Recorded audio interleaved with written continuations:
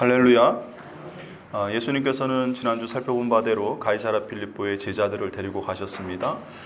거기에는 판신전과 또 로마 황제 아우구스투스를 섬기는 신전이 있었고, 또 제우스 신전과 네메시스 신전, 여러 우상을 섬기는 신전들이 다 함께 모여 있는 곳이었어요.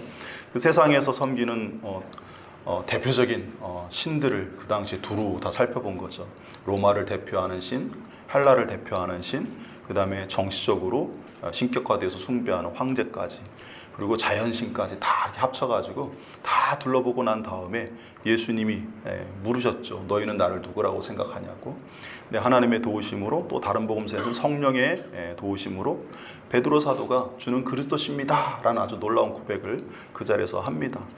표현은 정답인데, 근데 예수님의 반응을 보니까 칭찬이 뒤이어 나오시는 게 아니고 자기의 일을 아무에게도 알리지 말라고 엄히 경고하셨다라고 되어 있어요. 근데 이 경고했다라는 이 표현이 지난번에 살펴본 바대로 헬라어로 에피티마오죠. 무슨 뜻입니까?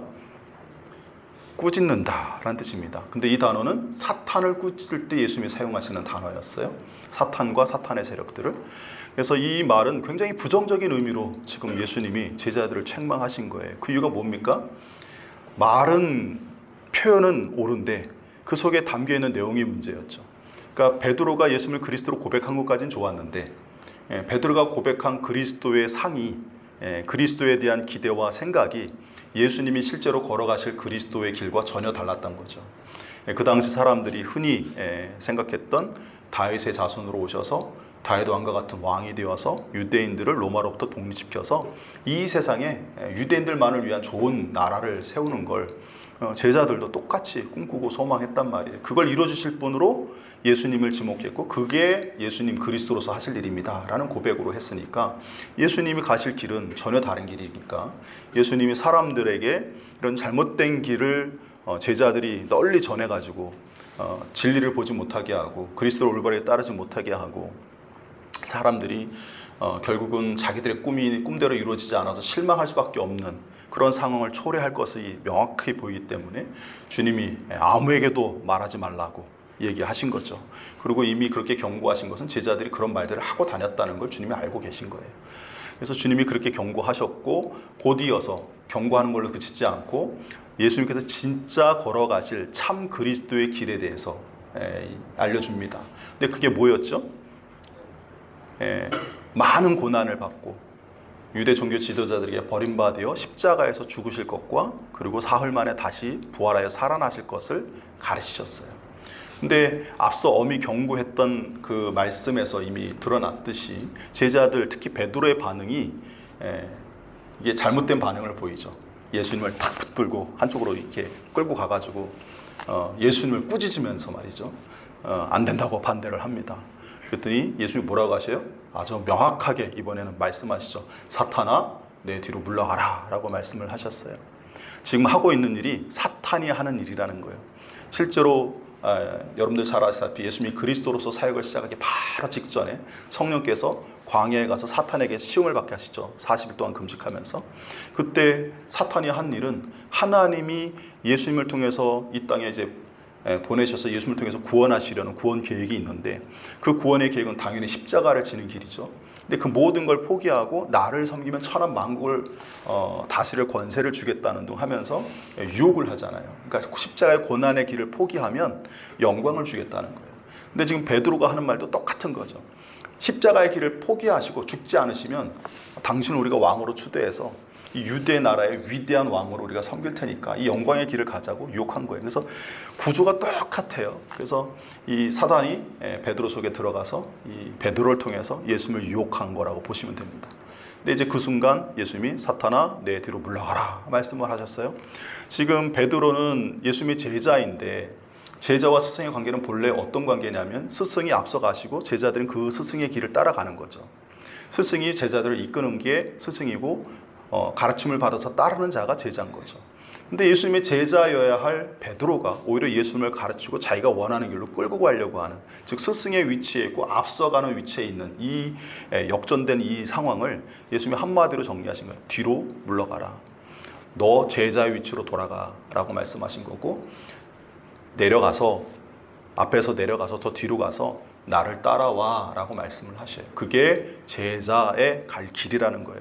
그러면서 오늘 본문을 통해서 참된 제자의 길이 무엇인지를 가르쳐 주십니다. 그래서 오늘 본문 말씀 34절에 보니까 뭐라고 되어 있습니까? 무리와 제자들을 불러 이르시되 누구든지 나를 따라오려거든 이라고 하시면서 여기서 따라온다는 건 스승을 따라가는 제자들의 모습이죠. 그러니까 예수님의 제자가 되려거든 이렇게 행하라 라고 말씀을 하시는 거예요. 근데 34절 앞부분 맨 앞부분에 나와 있듯이 누구에게 말씀하셨습니까? 제자들에게만 말씀한 게 아니라 무리들도 부르셨어요. 이번에는 예수님을 따르는 무리죠. 여기는 그러니까 무리들까지 불러가지고 예수님께서 제자들과 함께 동일한 말씀으로 지금 누구든지 나를 따르려거든 자기를 부인하고 자기 십자가를 지고 나를 따를 것이니라 라고 명령하셨어요. 이게 나의 제자가 되기 위한 세 가지 너희들이 해야 할 일이야. 이거는 명령입니다. 권면이 아니고 형태가 명령형으로 선포되신 거예요. 반드시 그렇게 해야 된다는 거예요. 그래서 이렇게 하는 자만이 나를 따라올 수 있어. 이렇게 하는 자가 나의 참된 제자야. 근데 이렇게 하지 않는 자는 뭐예요? 나의 제자도 아니고 거짓 제자야. 나를 따라올 수 없어. 내가 가는 곳까지 갈 수가 없어 라고 주님이 말씀하시는 거예요. 그래서 이 말씀과 관련해서 이 말씀을 처음 들은 사람이 지금 두 부류로 나뉘잖아요. 무리가 있고 제자들이 있습니다. 여러분, 제자들이 이 말씀을 들었을 때 또 그들에게 예수님이 하신 말씀의 의미는 어떤 걸까요? 나를 따라오려거든 이라고 하셨어요. 그죠? 지금 제자들은 자기들이 예수님의 제자라고 자처하는 사람들입니다. 그리고 예수님이 제자로 세우기도 하셨어요. 따로 세워가지고 불러서. 그죠? 마가복음 3장에 보면 12를 세워서 제자 삼았다고 되어 있잖아요. 그러니까 제자예요. 공식 명칭이. 근데 나를 따라오려거든, 내 제자가 되려거든 이라는 전제를 지금 주님이 말씀하시면서 제자들에게 너희들 정말 내 제자가 되려는 의도가 있냐, 생각이 있냐, 나를 따를 각오가 되어 있냐 라고 말씀하고 계시는 거예요. 그럼 무슨 얘기입니까? 너희들 지금 내 제자로서 합당치 않다 이 얘기예요. 이 제자들로서는 충격적인 말씀인 거예요. 자기들은 지금 예수님의 제자로서 주님을 위해서 열심히 따른다고 생각했는데 너희는 나를 따르고 있지 않아 라고 지금 선언하시는 얘기예요.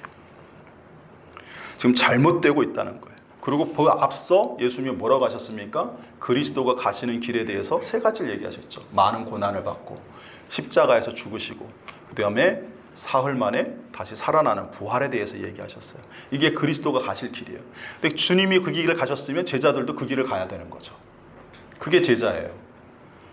스승과 다른 길을 가는 건 제자가 아닙니다.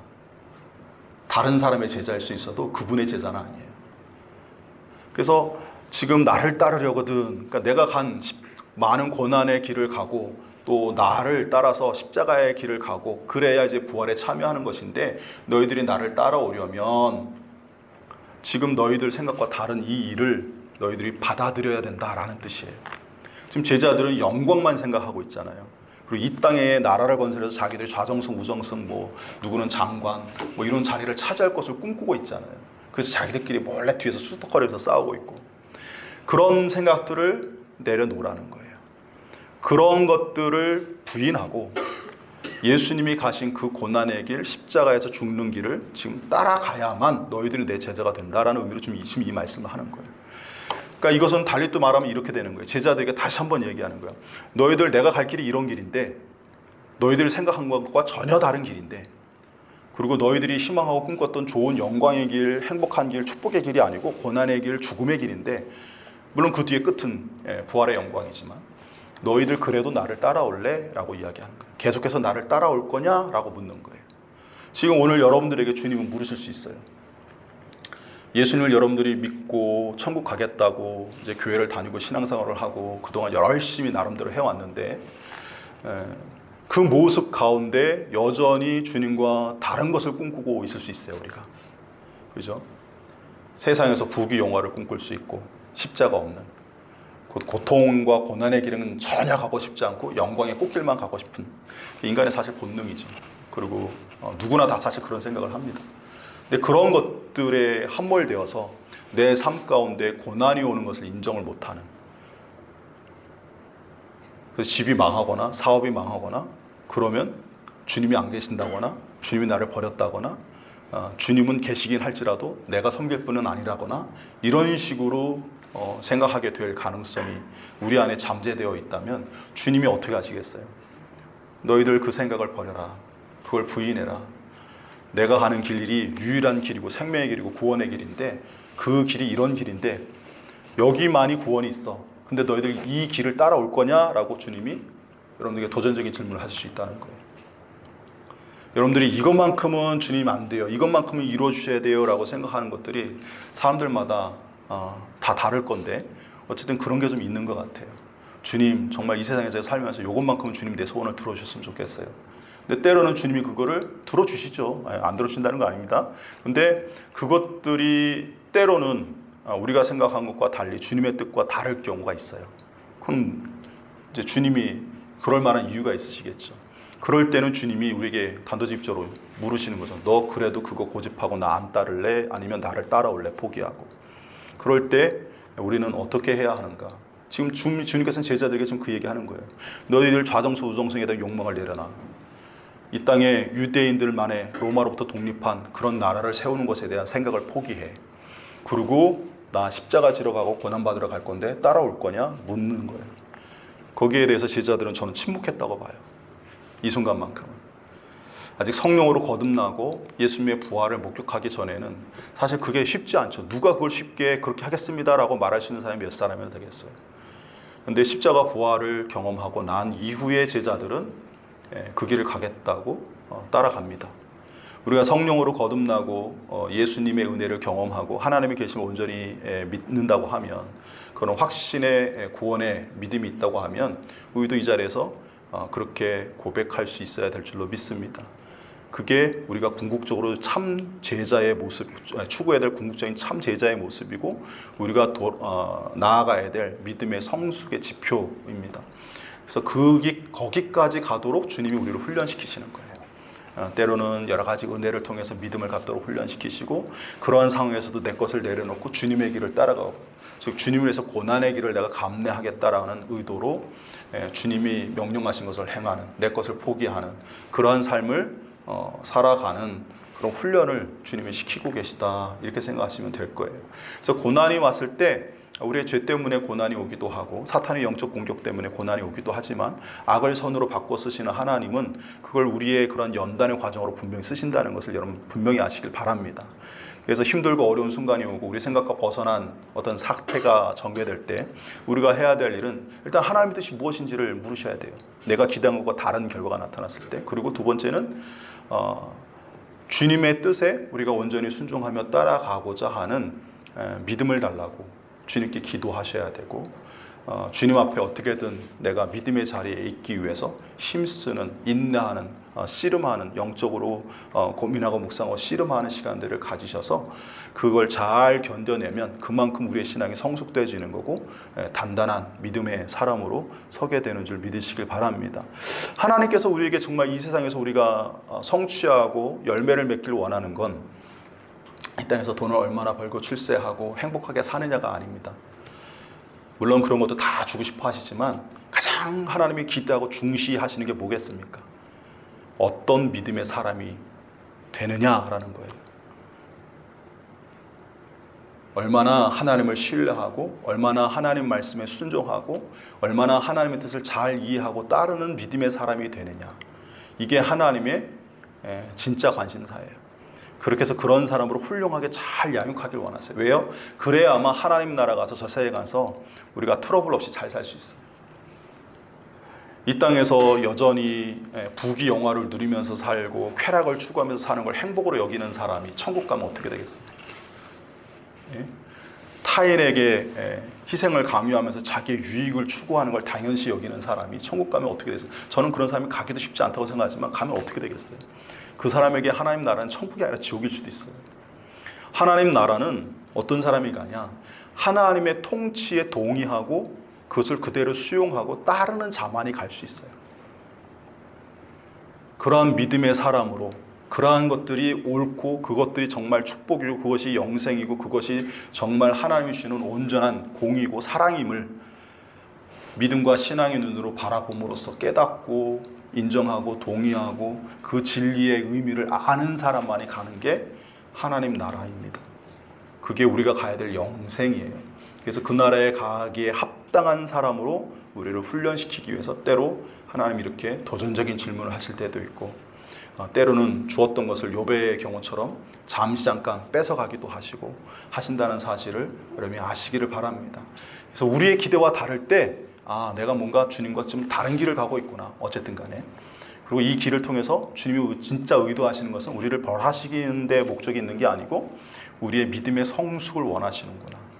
내가 이 순간 어떻게 하나님의 이런 섭리를 이해하고 올바른 믿음의 반응을 보일 것인가 하는 것에 여러분들이 집중하고 묵상하면서 기도하시는 우리 새소망교회 성도님들이 되길 바랍니다. 그래서 이제 예수님께서 그 다음에 또 하나는 이제 제자들 다음에 이제 무리죠. 무리에게 주님의 이 말씀은 뭐냐면, 일단 무리는 어떤 사람들이냐면 예수님을 따르는 자들이에요. 근데 예수님과 늘 항상 함께하는 자들은 아닙니다. 그들은 예수님께 나올 때 왜 나옵니까? 성경에 보면 무리들이 왜 몰려들죠? 예수님의 가르침을 듣기도 하지만 주 목적이 있죠. 병 고침 받으려고, 귀신 들린 사람 치유 받으려고. 그래서 사람들을 데리고 와요. 그죠? 기적을 보고 싶은 거예요. 그리고 자신들이 필요로 하는 것들을 얻기 위해서 나와요. 그리고 그 얻으면 어떻게 해요? 다시 집으로 가요. 항상 주님과 동고동락하는 사람들이 아니에요. 제자가 아니에요, 이 사람들. 예수님이 기적을 행하는 거라는 것도 믿고 예수님의 말씀이 참 놀라운 진리임을 깨닫고 감탄도 해요. 근데 필요할 때만 나오고 얻을 게 있을 때만 나오는 사람들이에요. 근데 주님이 이제 얘기하시는 거예요. 주님이 이제 가실 길은 사실 이 사람들이 바라는 게 아니에요. 이 무리들이 바라는 게 아니거든요. 제자들과처럼. 사실 제자들은 이 무리들이 바라는 것들을 다 내려놓고 사실 예수님을 따르는 자들이에요. 이 사람들은 예수님께 부귀영화를 원하고 건강을 원하고, 그죠? 뭔가 이 땅에서 주님이 나라를 세워줄 것을, 자유함을 주실 것을 기대하고 나온 사람들이거든요. 근데 제자들은 적어도 예수님이 부르셨을 때 집이나 전토나 가족이나 형제나 자매나 뭐 이런 직업이나 이런 걸 다 내려놓고 주님을 따랐던 자들이에요. 근데 이 사람들은 그것들을 얻기 위해서 나온 사람들이고, 그런 점에서 무리와 제자는 큰 차이가 있어요. 교회도 보면 교회 와서 자꾸 뭔가 얻기를 원하는 분들이 계세요. 물론 갈급하고 결핍되어 있으니까 교회 와서 받아야죠. 하나님 은혜를 채워야 되고 여러 가지 물질적인 영적인 은혜를 얻는 건 당연해요. 근데 계속해서 달라고만 하는 사람이 있고, 안 줄 때 원하는 것을 공급해 주지 않을 때 교회 불평을 토로하거나 교회를 대적하거나 교회를 떠나는 분들이 계세요. 그거는 무리의 신앙이에요. 무리의 신앙. 근데 제자들은 주님을 위해서 자기 것을 포기하고 희생하고 주님을 위해서 헌신하는 데까지 나아갔던 사람이에요. 단 뭐가 문제였냐면, 이 예수님의 제자들은 주님을 있는 그대로 제대로 바라보고 하나님의 뜻을 있는 그대로 수용한 게 아니고 자신들의 욕망을 이루기 위한 수단으로 주님을 따른 거죠. 자기들도 모르는 사이에. 물론 이 사람들은 하나님 나라라는 대의를 위해서 희생했어요. 사적인 욕망 때문에 예수님 따른 것만은 아니에요. 분명 하나님 나라의 대의를 따랐고 그리스도를 섬겨서 하나님의 뜻을 이루고자 하는 거룩한 종교적인 열망이 있던 자들이에요. 그러니까 그걸 너무 단순하게 생각할 필요는 없어요. 그렇지만 그 속에 어느 순간 계기가 되니까, 그 영광의 순간에 다가온다고 생각이 되니까 자기들 개개인의 그 본능, 욕심이 어느 순간 이제 비집고 나와가지고 지금 움트림을 하고 있는 거죠. 그러니까 기회가 주어지니까 욕망이 이제 발화된 거예요. 그래서 예수님께서 지금 욕망의 화신이 돼서 자신의 영광을 추구하는 이 제자들이 이제 바뀌도록 자기를 부인하라고 이제 하시는 건데, 이 제자들은 그렇지만 이 무리는 처음부터 예수님께 뭔가 얻기 위해서 나온 자들이지 주님 위해서 뭔가 희생할 생각은 1도 없는 사람들. 근데 참 감사한 건 우리 교회는, 교회 와서 우리 성도님들은 뭔가를 얻어가려고 하는 게 아니라 교회에 뭘 자꾸 갖다 놓으려고 하는 성도들이 참 많아요. 그런 점에서 제가 볼 때 우리 교회 성도들은 무리의 수준은 넘어선, 그래도 제자의 저기 밑에 위에는 아니고 저기 밑에 정도는 되는 영적 수준에는 있다, 이렇게 생각이 듭니다. 제가 예전에 저쪽 정자에서 우리 윤현희 지사님한테 우리 교회 성도들은 다른 교회 성도들처럼 뭐 가져가려고 하지 않고 그래서 너무 참 감사하다 했는데, 그게 무슨 뭐 교회 물건을 가져가고 안 가지고 그런 문제가 아니고 제가 방금 말씀드린 그런 차원에서 드린 말씀이에요. 그래서 제가 우리 교회 신앙생활 하시는 동안 오랫동안 성도들 지켜봤지만 교회에서 뭐 얻어가려고 하기보다 그래도 뭔가 교회에 기여하려고 하고 헌신하려고 하고 내놓으려고 하고 나누려고 하고 그런 게 그래도 기본적인 모습이었기 때문에 그런 부분들이 참 감사했다 이런 생각을 많이 하고 있어서 제가 이제 그런 말을 한 적이 있습니다. 그래서 여러분들 기본적으로 여러분들은 무리의 신앙은 아니에요. 그렇지만 이제 그 무리의 신앙들에게 주님이 이야기하시는 거예요. 뭐예요? 나를 따라오려거든 이라고 하면서 하시는 말씀의 의도가 뭐겠어요?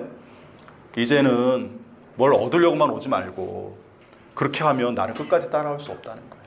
그런 신앙으로 내가 뭔가 복을 받고 교회 다니면서 내가 원하는 소망을 이루고 그런 쪽으로만 소망하면서 주님 앞에 나오면 결국에는 길이 막힌다는 거예요. 십자가 앞에서 무너질 수밖에 없어요. 고난 앞에 신앙이 다 와르르 무너져서 교회를 떠나요. 실제로 IMF 때 장로님, 권사님 이런 분들이 교회를 많이 떠났잖아요. 그리고 교회 다시 안 돌아오잖아요. 돌아온 분도 계시지만 그런 분들이 의외로 많습니다. 한국 기독교가 확 줄기 시작한 게 그 98년 전후부터예요. 그러니까 90년대까지는 막 부흥하다가 2000년대 들어서 꽉 꺾이잖아요. 그러다가 나중에 조금씩 이제 늘어가지고 그래도 예전보다는 적지만 그래도 많이 회복한 상태예요. 근데 거기에 정말 순수한 기독교인만 있냐, 이단도 섞여 있느냐, 뭐 이런 것들은 또 다른 문제지만 어쨌든 그 2000년대 전후 해가지고 한국 기독교가 반토막 났었어요. 한때 교회 출석하는 성도의 수가. 아직도 교회를 안 나가는 성도를 우리 주변에서 보잖아요. 예수는 믿는데 교회는 안 나가. 이유는 여러 가지로 되지만 자신들이 원하는 바를 교회에서 얻지 못하기 때문이라고 말을 해요. 사랑일 수도 있고 또 뭐 진리일 수도 있고 뭣도 있는데 어쨌든 교회에서 얻고 받고자 하는 욕망이 그들이 교회를 나가지 못하게 하는 원인이에요. 물론 교회에서 뭔가 그런 것들이 채워지고 공급될 수 있도록 교회는 건강해야 되고 그런 것들을 공급해야 되는 것은 분명하지만 그것 때문에 그런 것들을 쉽게 얻지 못한다고 또 그것보다는 불필요한 것들로 인해서 더 피곤하다고 갈등이 있다고 아예 예수 믿는 행위 그 자체 예배드리는 행위 자체를 포기한다는 것 이건 잘못됐다는 거죠. 근데 지금 무리에게 얘기하는 거예요. 주님 너희들 그렇게 신앙생활 하다가 그런 목적으로 나를 따르다가 결국 나를 못 따라와. 나를 못 따라온다는 건 구원받지 못해 이 뜻이에요. 그래서 지금 결단하라 촉구하시는 거예요. 그게 오늘 예수님이 특별히 무리까지 포함해서 말씀하신 의도입니다. 이제 구체적으로 제자들에게 세 가지를 말씀하셨다고 했어요. 첫 번째가 첫 번째가 뭡니까? 자기를 부인하라 하는 말씀이었죠. 그리고 십자가를 지라 하셨고 나를 따르라 말씀하셨어요. 제일 먼저 해야 될 일로 예수님은 자기를 부인하라 말씀하셨어요. 지금 제자들의 문제가 뭐냐면 자기를 부인하지 않고 자기의 영광을 추구해요. 하나님의 일을 생각지 않고 사람의 일을 생각해요. 사람의 일은 자기 일을 추구한다는 뜻이에요. 오늘날 기독교인들이 신앙생활을 잘못하는 원인 중에 하나가 하나님의 뜻을 구하지 않고 자기의 뜻을 구하기 때문이죠. 하나님의 생각보다 내 생각을 우선시하기 때문이에요. 과거에 우리 공동체적인 그 농촌 사회 시절에 공동체적인 마인드가 기본적으로 있어서 자기 개성, 자기 입장을 그렇게 많이 개진하지는 않았어요. 근데 20세기 들어서면서 산업화가 일어나고 현대화되고 자본주의가 발달하고 이러면서 사람들의 기본적인 성향 자체가 자기가 굉장히 중요해졌어요. 자아가 강해졌고 개인주의가 강해졌고 그죠? 절대적 기준이나 이런 것들을 인정하지 않고 상대화시켰죠. 그게 포스트 모더니즘이잖아요. 그게 1990년대, 80년대 이후의 세상이 다 그런 시기대로 지금 흘러가고 있어요. 그러다 보니까 사람들이 생각이 예전과 많이 달라요. 사실 1세기 주중에 이 예수님 당시에 그 고대 근동 지역에서의 사람들의 사고는 집단주의적인 사고 속에서 자기 개인이 있어요. 자기 혼자 개인이 우리처럼 독립적이지 않아요. 명예를 추구해도 나의 개인의 명예를 추구하는 게 아니라 가문과 민족의 명예 속에서 나의 명예가 지켜진다고 생각해요. 그래서 가문과 민족을 위해서 얼마든지 죽을 수 있는 그런 의식을 갖고 있는 게 그 당시에 로마 제국 유대인들의 생각도 마찬가지고. 그러니까 개인적인 입장이 그렇게 강하지 않았음에도 불구하고 사람들의 그래도 욕망이 있잖아요. 근데 그 욕망이 한 단계 거쳐서 가는 거죠. 가문을 위하여 또는 나라와 민족을 위하여 또는 하나님 나라를 위하여 라는 명목으로 포장되어 가지고 그 속에 자기도 모르는 상태에 이제 끼어가지고 같이 가는 거죠. 근데 현대는 나라가 잘 되면 뭐야? 내가 잘 살아야지. 그죠? 하나님이 계신 건 알겠는데 그 하나님은 내가 축복을 주셔야 의미가 있는 거예요.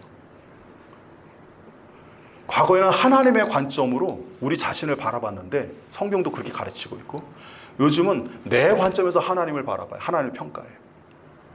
하나님이 나를 평가하는 게 아니고 내가 하나님을 평가해요. 그러니까 신학적으로도 위로부터의 신학, 아래로부터의 신학이라는 게 있어요. 구분할 때 조직신학적으로. 칼 바르트 같은 사람은 위로부터의 신학이라고 얘기하고, 폴 틸리 같은 사람은 아래로부터의 신학이라고 해요. 19세기 전후, 18세기, 19세기 전후 하면서 그때 이제 객체와 주체가 뒤바뀌는 철학적인 아주 혁명적 사건이 일어나요. 그래서 사람 자체가 늘 관찰의 대상이고 주체가 아니었는데 어느 순간 칸트 이후에 코페르니쿠스적 전환이라고 해요. 철학적 용어로. 사람이 이제 주체가 돼서 내가 어떻게 보느냐 이거에 따라 다 달라지는 거예요. 내가 봐서 그 사물을 인지하면 그건 존재하는 거예요. 근데 내가 보지 못하고 인지 못하면 그건 존재하지 않는 거예요. 근데 그런 개념이 하나님에게까지 적용이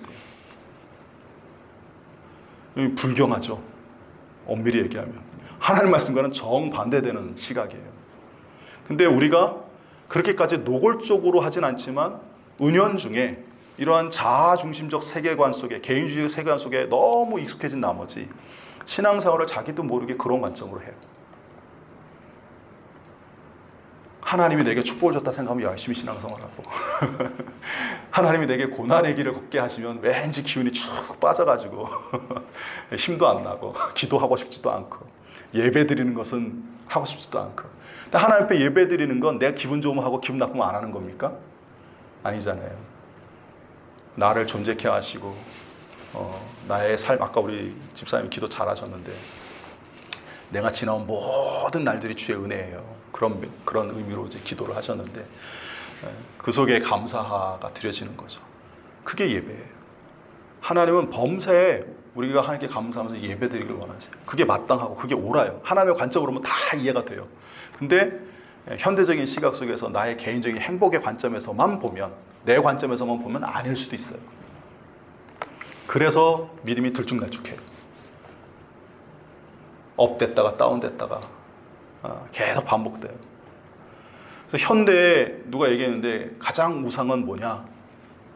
자아라고 그랬어요. 자아. 그리고 요즘 가장 인기 있는 학문이 심리학, 상담학이잖아요.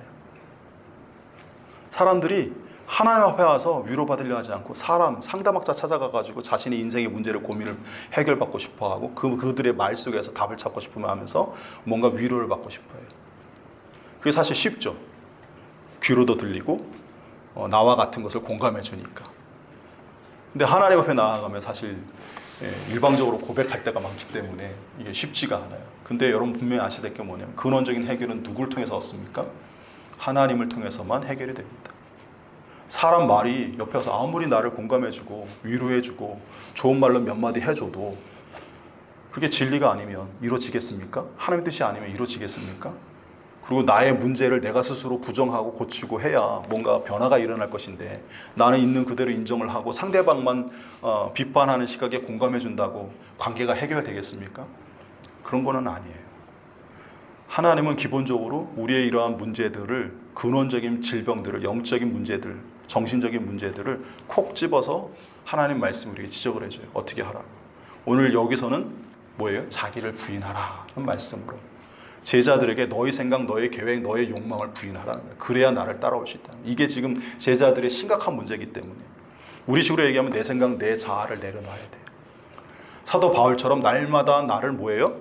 예수 그리스도의 십자가 앞에 못 박아야 돼요. 그리고 예수 그리스도로 다시 사는 그런 삶을 여러분들이 추구하셔야 됩니다. 근데 이거는 매일 하셔야 돼요. 매일.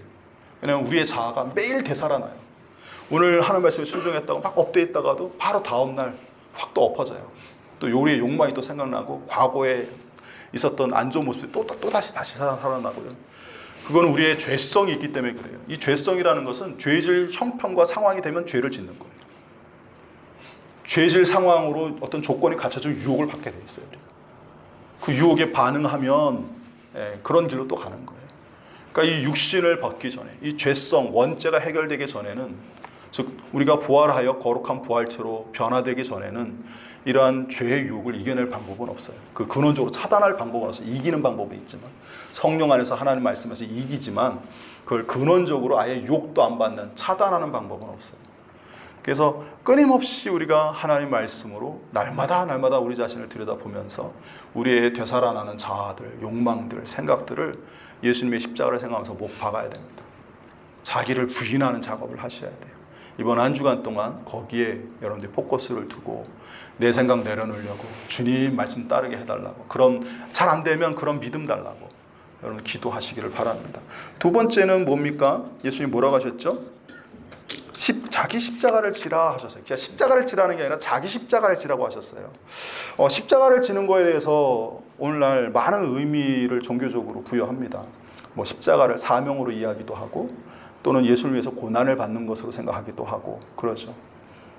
근데 예수님이 이 말씀을 하셨을 때 처음 들은 제자들이나 마가가 이것을 성경에 써가지고 성도들에게 읽혀졌을 때, 즉 마가 공동체원들에게 이 말씀이 처음 읽혀졌을 때 그들은 어떤 생각을 했겠느냐라는 것을 좀 생각해 볼 필요가 있어요.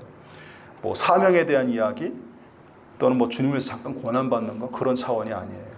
그들은 진짜 십자가를 지는 걸 생각했어요. 여러분, 예수님이 어떻게 십자가를 지셨습니까? 자기 십자가를 지고 처형장인 골고다 언덕까지 올라가셨어요. 그 당시 십자가 형벌을 받으면 그 죄인이 자기가 매달릴 십자가를 짊어지고 처형장까지 가요. 그 무거운 걸 지고. 근데 이제 그 전에 예수님의 경우도 그랬지만 수없는 매질을 당해서 거의 초죽음에 이르러요. 그래서 굉장히 그 길을 걸어가기가 쉽지 않죠. 그래서 때때로 쓰러지면 예수님의 경우처럼, 그 예외적인 게 아닙니다. 예수님의 경우처럼 다른 사람이 대신 십자가를 그 처형장까지 짊어다 주기도 하는 케이스들이 생겨요. 그만큼 고통 속에서 십자가를 지고 걸어가게 해요. 그 먼 거리를. 그것도 형벌이에요. 십자가에서 매달리는 것만이 형벌이야. 근데 그거를 예수님의 제자들이 다 봤죠. 마가 공동체원들도 본 사람이 있어요. 그 가운데. 그리고 전해 들었어요. 그리고 이것이 결코 낯선 게 아니에요. 예수님만 그렇게 된 게 아니에요.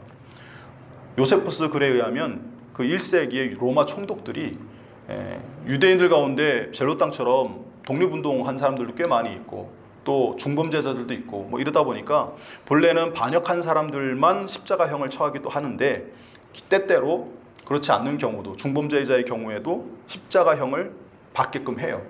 그리고 그런 일들이 수시로 일어났다는 거예요. 빌라도도 사람들 많이 죽였거든요. 그 가운데 십자가 형벌을 이 빌라도가 처음이자 마지막으로 행한 게 아니라는 거예요. 그러니까 사람들이 그걸 자주 봐요. 그걸 보여줌으로써 사람들에게 도전하지 못하게, 로마에. 그런 방법으로 활용한 거예요. 그리고 헤롯 대제가 죽자마자, 지난번에도 말씀드렸습니다만, AD 기원전 4년에 그 인구조사 해가지고 세금 많이 거두려고 했을 때 거기에 이제 갈릴리에서 봉기를 일으켰죠. 유다 벤 누구더라, 엘리사른가, 그 사람이 이제 봉기를 일으켰는데, 그래서 처음에 막 갈릴리에 있는 군대를 물리쳤어요. 근데 이제 나중에 시리아에서 더 큰 군대가 와가지고 로마군이 바루스가 와가지고 다 깨부수고 그들을 잡아다가 십자가형에 처하는데 2,000명이 십자가에 달려요.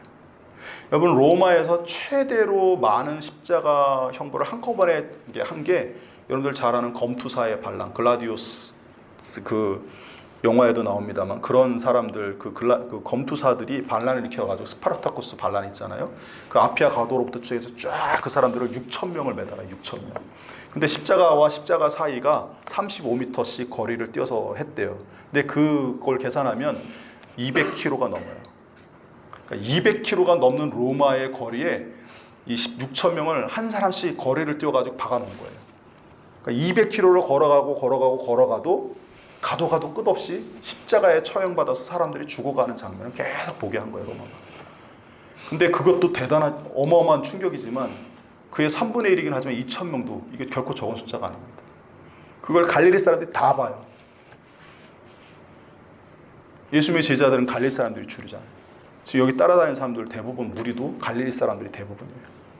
이 십자가를 진다는 거, 자기 십자가를 진다는 게 이게 남일도 아닐 뿐만 아니라 상상도 못할 일이 아니에요. 그러니까 이 사람들에게서 자기 십자가를 져라. 특히 자기 십자가라고 하셨어요. 자기 십자가. 네가 처형당할, 네가 죽을 자기 십자가를 메고 네가 걸어와야 된다. 이 얘기는 뭐냐면 한마디로 너도 죽을 각오 해라, 이 얘기예요. 근데 이게 굉장히 충격적인 말처럼 들리지만 주님이 결코 충격적인 말을 하신 게 아니에요. 그럴 각오가 없지 않고는 주님을 따르기가 어려운 상황이에요. 특히 이 마가 공동체원들이 이 말씀을 접할 당시는 유대인들이 뭐 하던 시기입니까? 66년부터 70년, 더 정확하게 73년까지 로마하고 전쟁하던 시기예요. 나라 전체가. 특히 68년에서 70년 근처에 아마 이 복음서가 쓰였을 텐데, 그 시기는 유대인들이 이제 한때 막 성장해서 승리해가지고 나라 영토 많이 회복했다가 다시 쪼그라들어가지고 예루살렘만 남겨놓고 있던 시대예요. 그 시기 바로 직전에 기독교인들이 하자는 유대인들의 제안을 뿌리치고 함께 참여해서 전쟁하자는 그 제안을 뿌리치고 예루살렘을 탈출하죠. 예수님 말씀에 의해서 멸망에 서지 못할 가증한 것이 선 것을 보거든 성 밖으로 피난 가라고 주님 말씀하신 그 예언에 따라서 기독교인들이 거기서 나와가지고 펠라라고 하는 지역에 갑니다. 펠라가 그 데카폴리스 중에 제일 남쪽에 있는 마지막 그 위치에 있는 도시거든요. 거기로 피난 갔다가 나중에 이제 북상해가지고 저 안디옥까지 갑니다. 근데 어쨌든 기독교인들이 지금 뭐냐면 지금 유대인들이 전쟁을 하고 있는 상황인데 굉장히 폐색에 짙은 상황이에요. 근데 여러분들 잘 아시다시피 아까 말씀드렸다시피 십자가는 기본적으로 어떤 사람이 당하는 형벌입니까? 로마에 반역한 사람들이 당하는 형벌이에요. 그죠? 지금 유대인들이 로마의 황제에게 대적하고 로마 군대와 전쟁하고 있으면 이 사람이 잡히면 어떻게 되겠어요? 아마 평민들은 노예가 되고 지휘관들은 다 십자가 처형을 당해요. 그럼 보지 않아도 알 수 있는지. 그러니까 지금 전쟁에 참여하는 유대인들은 기본적으로 어떤 생각을 갖고 있는 거냐면 십자가 질 각오하고 쉽게 말해서 목숨 걸고 전쟁하는 거예요. 그리고 특히 이 시기 분위기는 지금 유대인들이 굉장히 불리한 상황이라고 했잖아요. 실제로 그 불리하게 돼서 예루살렘 함락되면서 전쟁이 거의 끝나요. 최종적으로는 73년에 마사다 요새가 함락되면서 끝나지만 이미 70년에 다 끝나요. 그러니까 지금 그런 상황에 이 말씀을 읽는 거예요. 지금 유대인들은 전쟁을 하고 있어요. 로마와. 유대인들만을 위한 나라를 세우기 위해서 목숨 걸고 자기 십자가 질 각오하고 안 되면 그 각오하고 하고 있는 거예요. 근데 주님이 기독교인들에게도 뭐라고 얘기하신 말씀으로 지금 읽히는 거예요? 너도 자기 십자가를 질 각오를 하라, 이 얘기를 하시는 거예요. 근데 무엇을 위해서? 나와 복음을 위해서. 그러니까 지금 이 시대의 유대인들은 전쟁에 참여하든 기독교인으로서 피난 가는 사람이든 자기 목숨을 지금 걸고 뭔가를 하는 사람들이에요. 자기 십자가 질 각오를 하고 목숨을 걸고 뭔가를 해야 되는 사람이에요. 일반적인 유대인들은 나라의 독립을 위해서, 유대인들만의 세상을 위해서 목숨을 걸었고, 예수님의 제자들은 그들의 반대에도 뿌리치고 예수님과 복음을 위해서 지금 그 일을 하기 위해서 목숨을 걸고 나온 거예요. 실제로 유대인들이 예루살렘 탈출해서 나온 이후로 기독교인들이 나온 이후로 유대인들이 굉장히 박해를 많이 받죠. 그리고 결국 회당 얌야회 이후에 회당에서 축출되잖아요. 회당에서 축출된다는 건 유대사회에서 축출된다는 뜻이에요. 기독교인들이 박해를 많이 받잖아요. 그리고 그 박해받는 모습은 사도 바울 선교 역사를 봐도 알잖아요. 유대인들에게 기독교인들이 얼마나 박해를 받는지, 미움을 받는지. 근데 때로는 그 가운데 박해받다 죽기도 하잖아요. 그러니까 예수를 믿기 위해서 유대인들의 그런 동참하라는 제안을 뿌리치는 건 역시도 자기 십자가를 지는 행위예요. 목숨을 건 행위예요. 그리고 피난 가는 길이 결코 쉬운 길이 아니죠. 유대인들을 로마 사람들이 구별하겠어요? 기독교인과 유대교인을? 그냥 유대인인 거지. 그러니까 근데 예수님의 제자들은 주님과 복음을 전하라는 그 말씀에 순종하기 위해서 어쨌든 다른 길을 가려고 하는데 그 길도 목숨을 걸고 가야 하는 길이에요. 우리가 분명히 알아야 될 것은 뭐냐면 예수님 말씀하신 이 의도와 이 말씀을 처음 읽은 마태 공동체원 그 당시 사람들은 이걸 그냥 추상적인 개념의 고난 또는 뭐 사명의 십자가 이렇게 이해하지 않았다는 거예요. 진짜 목숨을 거는 걸로 생각했다는 뜻이에요. 그러니까 우리도 예수님의 참 제자가 되려면 적어도 어떤 각오를 해야 되느냐? 내 목숨을 걸 각오를 하셔야 돼요. 예수님 믿기 위해서, 구원받기 위해서 때로는 주님이 믿다가 박해를 받거나 죽음의 위협이 있을 때 죽을 각오를 해야 된다는 뜻이에요. 예수님 말씀하시죠. 전쟁하는 자가 내 군사 숫자와 상대방의 군사 숫자도 계산하지 않고 전쟁을 개시하는 사람이 있겠느냐. 무슨 얘기였으면 의도가? 어떤 일을 시작하기 전에 거기에 대해서 충분히 다 고려하고 생각하고 계산한 후에 그 일을 진행하지 않냐는 거예요. 예수님을 따른 자도 어떻게 하라는 겁니까? 이런 각오 정도는 계산하고 충분히 각오하고 따라야 된다는 거예요. 그만큼 예수님을 온전히 잘 따르는 것, 참 제자로 따르는 길이 쉽지 않다. 왜요? 세상은 누가 지배해요? 지금 세상은? 특히 예수님이 이 시기에 말씀하실 때 이 세대는 어떤 세상에 속한 사람들입니까? 사탄이 다스리시는, 묵시적 종말론 속에서 사탄이 다스리는 그 세상에 속한 자들이에요. 그러니까 로마도 사탄이 다스리는 앞잡이인 거예요. 그런 세상 속에서 하나님 말씀대로 산다는 게 쉽지 않죠. 그래서 실제로 그 당시에 많이 순교 당하잖아요. 사도들 중에 요한 빼고 순교 안 당한 사람이 있습니까?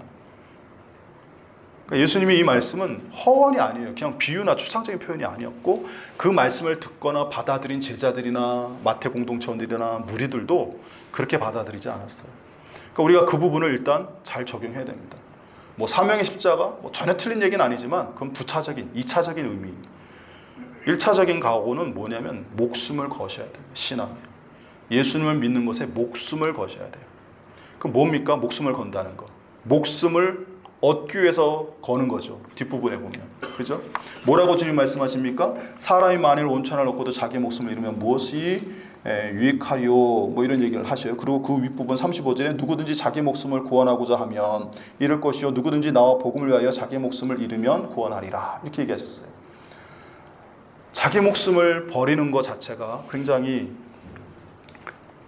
위험한 일이고 일반적으로는 그것은 어리석다 생각할 만한 일이죠. 그래서 십자가 지는 거에 대해서 유대인들은 꺼리는 일이라 했고 사도 바울이 헬라의 사람들은 어리석은 일이라고 했다고 말하고 있어요. 그렇지만 하나님 안에서 이거는 하나님의 능력이고 은혜라고 고백을 하죠.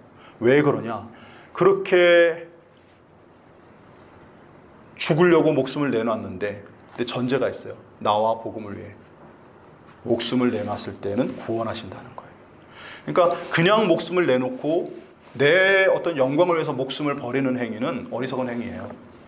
근데 주님과 복음을 위해서 목숨을 거는 행위는 그것은 구원이 보장되어 있는 행위이고 영생이 보장되어 있는 행위이기 때문에 그것이 어리석은 길이 아니고 그 길만이 우리가 영생을 누리고 구원을 얻는 유일한 길이기 때문에 우리는 그 길을 가야 하고 주님도 그 길을 가라고 말씀하시는 거예요. 이게 역설이에요. 뭐 이순신 장군이 한 말처럼 살고자 하는 자는 죽고 죽고자 하는 자는 살 것이다 하면서 용감하게 싸워라 뭐 이렇게 목숨을 아끼지 말고 싸워라 하는데 그거는 이제 전쟁에서 승리하기 위해서 독려하기 위해서 한 말이지만 실제로 거기서 열심히 싸우다 죽으면 뭐예요? 그냥 죽는 거죠. 죽는 걸로 끝나는 거예요. 근데 주님이 하신 말씀은 달라요. 뭐가 다릅니까? 전제 조건이 있잖아요. 나와 복음을 위하여 이 땅에서 우리의 몸이 죽는 사람, 육체의 몸이 죽는 사람은 영원한 생명, 하나님의 구원, 하나님 나라에 들어가는 그것을 얻는다는 거예요.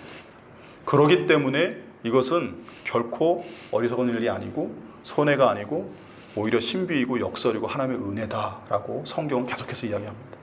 근데 여기에 여러분들이 동의하셔야 돼요. 그게 믿음이에요. 그런 믿음이 있어야 예수님의 가시는 그 길이 두렵지 않고 우리가 그 십자가의 길을 묵묵히 따라갈 수 있는 거예요. 그 정도 각오와 그 정도 생각이 우리 속에 있어야 돼요. 사실 예수를 믿는다는 건 정말 마음을 단단히 먹어야 되는 일입니다. 더 해야 되는데요. 오늘은 여기까지만 하겠습니다.